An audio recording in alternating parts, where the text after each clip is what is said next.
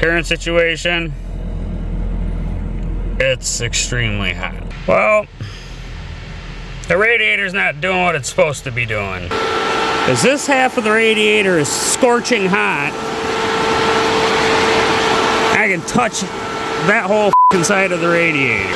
It's boiling over. So it's supposed to be a dual pass. It kind of is, except for, you know, the f***ing gap. It's either that or it's got a bad head gasket. I don't f***ing know.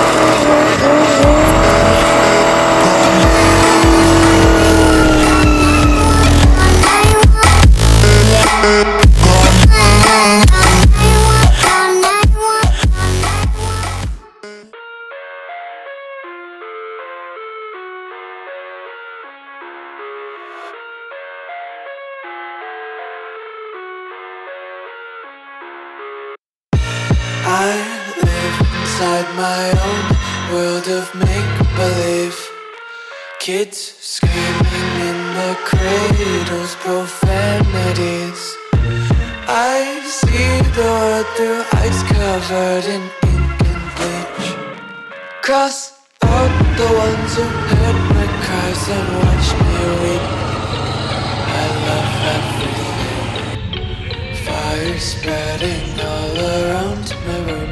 My world's so bright, it's hard to breathe, but that's alright. Hush. Current situation, it's extremely hot. And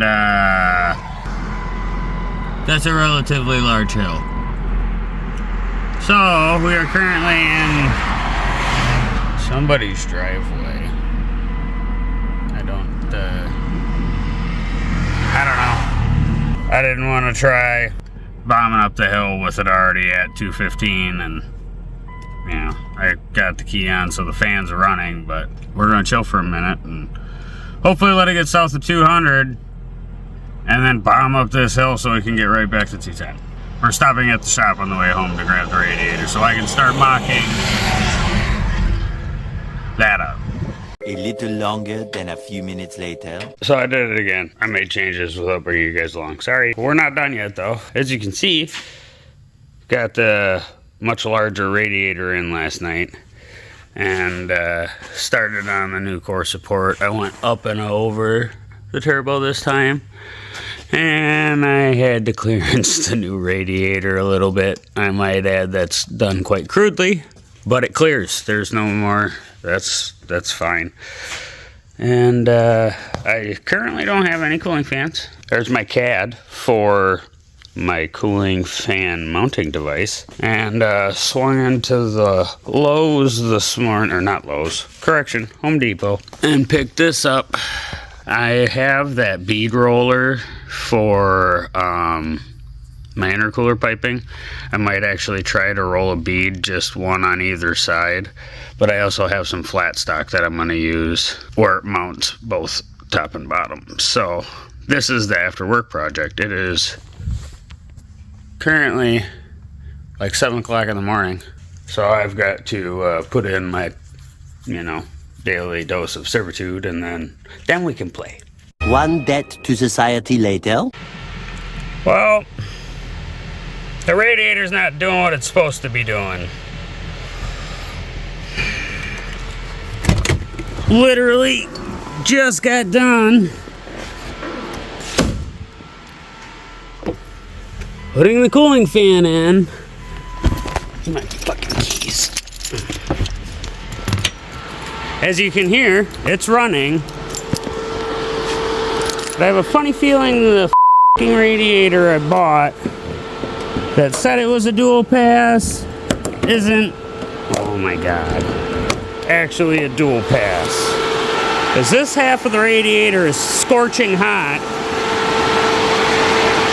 I can touch that whole side of the radiator. It's boiling over. They call this Clough Luck. If you didn't know, now you know.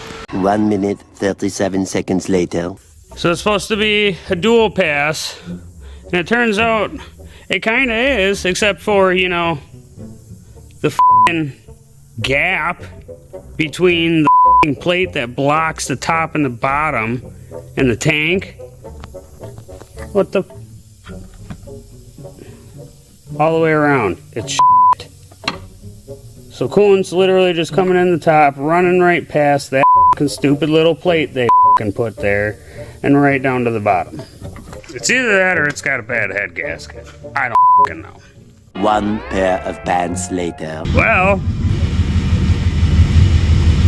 that's the coolest it's been since I got back. I don't think it's the radiator's fault. I think it's that f***er's fault right there. The stupid 170 thermostat. That's exactly how it looked when I pulled it out. Not open. So, I just got done putting the restrictor plate that I made for this last year back in. I mean, it's still dropping. It wasn't dropping before. It just did nothing but rise. So I'm gonna run it for a little bit, and then hopefully we're driving it home with its new radiator and core support that I just wrongfully blamed. Probably, I don't know. Well, I pulled it out. It got up to 187. So then I held it at 2,000 RPMs to get the temperature up.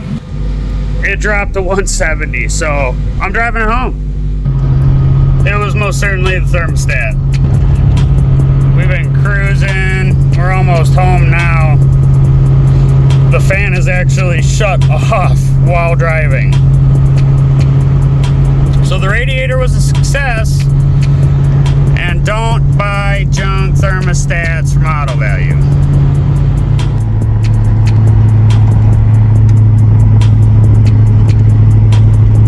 Radiator ginormous success after much struggle. Literally, I need to put a thermostat back in it because with the restrictor plate, this thing barely sees 180 degrees. Like, it doesn't matter how fast I go or how long I drive. It's just ready to go wherever and not get hot. But I'm not sure how many of you may have caught on in the past few videos, but Biggie's been doing this thing where after wide open throttle pulls on diesel is smoke like a diesel with bad injector O-rings. I know it ain't motor related and instantly thinking turbo, but what did I do to cause that? So I got a hold on 3. And Greg had me snap some pictures of the engine compartment and the PCV system so he could get a better idea of what we had going on.